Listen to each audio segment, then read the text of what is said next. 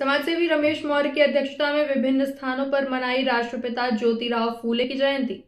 सर्वप्रथम आदर्श मानव समाज सेवा संस्थान की हेड ऑफिस पर दीप प्रज्वलित और पुष्प अर्पित करके ज्योतिराव फूले की जयंती मनाई गई। तत्पश्चात आलापुर तहसील प्रांगण में अधिवक्ता देवदत्त मौर्य, राजेश यादव आदि की मौजूदगी में राष्ट्रपिता ज्योतिराव फूले की जयंती मनाई गई। समाजसेवी रमेश मौर्य ने विस्तृत जानकारी देते हुए बताया कि महात्मा ज्योतिराव फूले महान समाज सुधारक थे। उन्होंने अपनी पत्नी सावित्रीबाई को शिक्षा देकर देश के प्रथम महिला शिक्षिका बनाने से लेकर महिला शिक्षा के साथ साथ ब्राह्मणवाद, सामंतवाद, पंडे पुजारियों के पाखंड और अंधश्रद्धा का तर्क से विरोध किया और आगे चलकर गुलामगिरी किताब लिखकर ज्योतिराव फूले ने समाज में विशेष परिवर्तन लाया।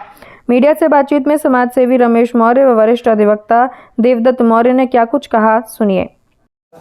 मैं रमेश मौर्य आलापुर से। आज 11 अप्रैल सर्वप्रथम आदर्श मानव समाज सेवा संस्थान की हेड ऑफिस पर राष्ट्रपिता ज्योतिराव फूले की जयंती मनाई गई। उसके बाद आज यहाँ आलापुर तहसील प्रांगण में यहाँ के वरिष्ठ अधिवक्ता देवदत्त मौर्य और राजेश यादव तमाम अधिवक्ता गणों के बीच में राष्ट्रपिता ज्योतिराव फूले की जयंती मनाई गई, पुष्प अर्पित किया गया, उन्हें याद किया गया और लोगों को ये बताया गया कि किस प्रकार से ज्योतिराव फूले जब जाति और धर्म, मजहब, छुआछूत चरम सीमा पर था, उस समय कैसे उन्होंने इन्हीं को पढ़ाया लिखाया और नारी शिक्षा जैसे जब नारियों को पढ़ने का अधिकार नहीं था तो किस प्रकार से लड़कर उन्होंने नारी शिक्षा के लिए अपनी पत्नी को प्रेरित किया। ऐसे कई अंधविश्वासों से लोगों को जगाया। ये सारे कृत्यों को आज लोगों को बताया गया और कहा गया कि आप लोग इनके विचारों पर चलें, इनके बताए गए रास्तों पर चलेंगे तभी राष्ट्र का विकास होगा। क्योंकि कभी जब महिलाओं को पढ़ने का अधिकार नहीं था तो आज आप भी जानते हैं कि भारत देश की राष्ट्रपति एक महिला ही है, वो भी आदिवासी महिला है। अगर आज वो किसी की देन है तो राष्ट्रपिता ज्योतिराव फूले और माता सावित्रीबाई फूले की बदौलत।